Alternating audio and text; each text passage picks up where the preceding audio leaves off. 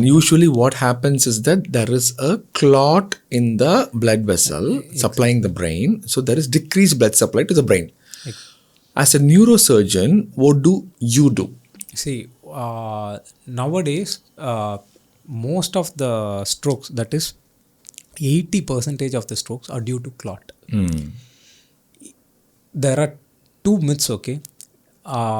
Basically, it's even in our state, they say due to stroke, due to paralysis, it is a lifelong dictum. That was the statement till 2012. Okay. Okay. So there were not many studies or many interventions which has been there. So now how do we perform an angio to your heart? We do to the brain. So it's called angiogram of the brain. And by reaching your brain blood vessel, we identify which part of the vessel which is being blocked.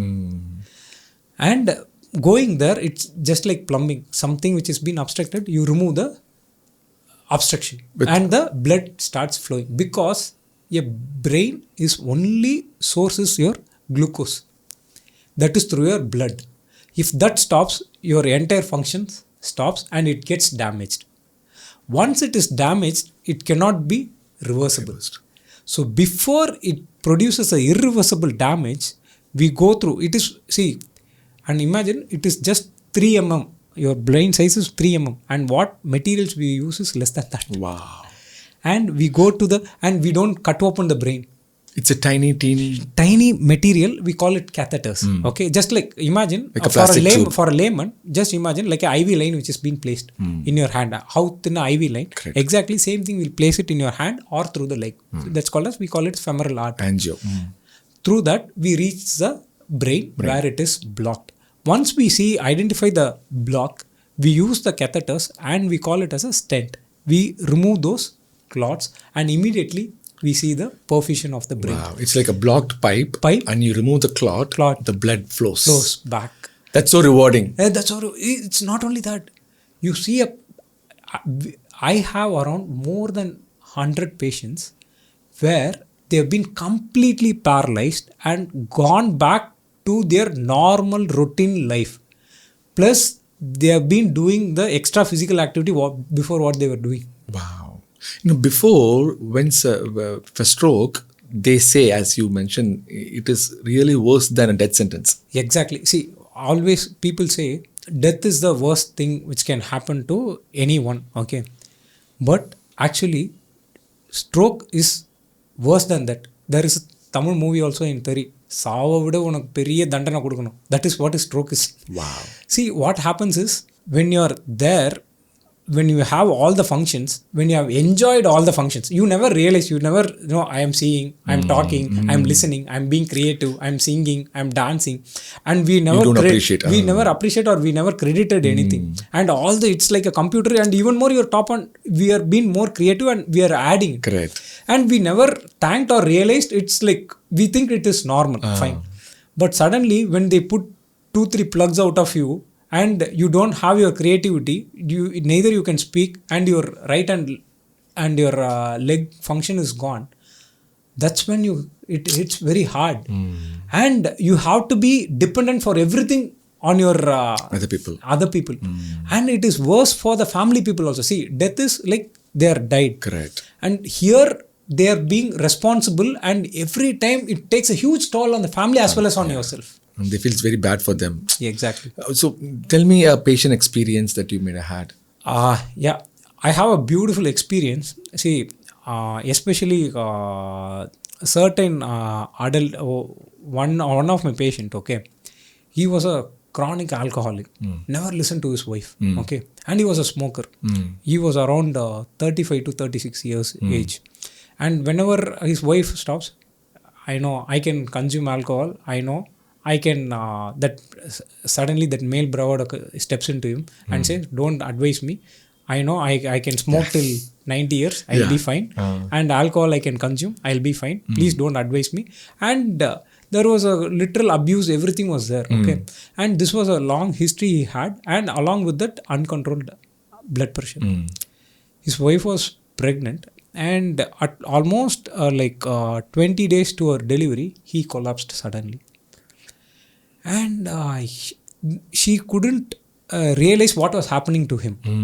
She couldn't process. She was thinking he fell down, probably I'll put a sugar Okay. on normally people do, no, because hypoglycemia is one of the commonest cause where people suddenly fall. And she also did all the first aid. He was not improving at all. He started slurring and his right hand was not moving at all. So he was having the fast signs. Fast signs. And immediately she called a neighbor. They said, and they were good, they were educated, and they said immediately we'll take to a nearby hospital, stroke center, where what we can do, we'll see him. And when they came, we saw the blood vessel to the left side of the brain, which was completely blocked. Wow. We did a CT and we usually do an angiogram. CT angiogram. So once we see it is blocked, luckily they came within 4 hours. So what we did is immediately we took them to the angio suite and we saw which vessel was blocked, and immediately we went there. It was within like the around 1 hour we removed the clot. And what happened was, the next day itself, he started speaking and his functions restored. Wow. And the first thing he said, he prayed at his wife, saying that, thank you so much. Wow. And everybody doesn't get the second chance. Okay, not every people gets this second chance. Very few people are lucky to get this second chance. And if you are lucky, make sure you do not repeat that mistake. And now he realized, and he's totally like, even if you ask him to take sugar, he'll not take. He's become that. Do you think the stroke could be related to the alcohol use as well? Definitely. Alcohol, smoking adds. It's like you put the time bomb to you and go walk whenever it bursts. What does alcohol do to the brain?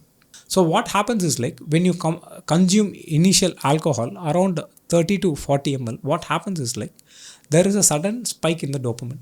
So, and you feel elated, okay, and elated. And the moment you get elated, after some point, the inhibitory reflex goes. And you speak whatever you want. You'll be so free. And they say that it is detox, okay. And after a point, what happens? It produces a state where they become depressed. The same alcohol, after a certain quantity, it causes depression. And what happens is, like, over a period of time, they don't want the depression. They want again go back to the elated dopamine, elated mood. So again they start consuming at a much higher level. At a much higher level. At a certain point, everybody will say that I know I can control myself. Correct. That is a very wrong statement most of them make. 90% of them cannot control, but they say they are in control. They say, I'm in total control, that I can say I'll have 30 to 40 ml per day, I can control myself. But 90% of them, they'll cross beyond that. They cannot control, because what happens is, like, your dopamine surge is gone. So when you're when you're going for a easy fix, what happens is, like, you'll again go for the easy fix. So again you will go for the alcohol to go in for a dopamine surge. So what happens to this? These alcohol will keep damaging your vessel wall. Okay, it's not only the 3 millimeter wall. It keeps producing an inflammatory state to your vessel wall. So then 3 millimeter will go to 2 millimeter. 2 millimeter. What happens? That's where your cholesterol keeps. Once the vessel is damaged, the cholesterol gets accumulated. They get accumulated. And they form a plaque. So the blood supply decreases. And once such plaque can be here, that's what we call as a carotid artery disease. Right. And these plaques can enter into your brain, which can produce a stroke. So technically we're saying alcohol can cause heart attack of the brain. Definitely. And also obesity is also linked with stroke, correct? Definitely. What happens is, like, see, your obesity, your smoking and drinking. It's like a multifactorial. And more you're on the sedentary side, definitely you're at a higher risk. If you're not moving properly. So that's what I'm saying. You move, you get your dopamine rather than drinking. You move, you make a movement, it produces dopamine. Most often, whenever you are in stressful situations, or whenever you are in an anger or anything, that's what they say, never take any decisions when you are in anger. Because what happens is, like, your brain doesn't react. It reacts very impulsive. So it's the only your emotional center takes over, not your logical center. Logical center never works. It's like most of the world war started because of your emotional centers. Not because of logical centers. So we will react very impulsively. So for your impulses to act, you have to be normal. For that, a minimal movement, you just walk away from that side. For even 100 meters to 200 meters, your decisions will be different. There will be a dopamine release will be there, but we are not ready for it.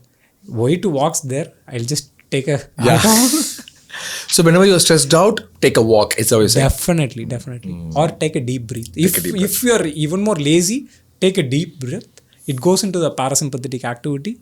It's even more your stress hormones. Right. So when you take a deep breath, it simulates something called parasympathetic nervous system, which slows you down. Down, exactly. So hopefully it will bring it back to your normal routine.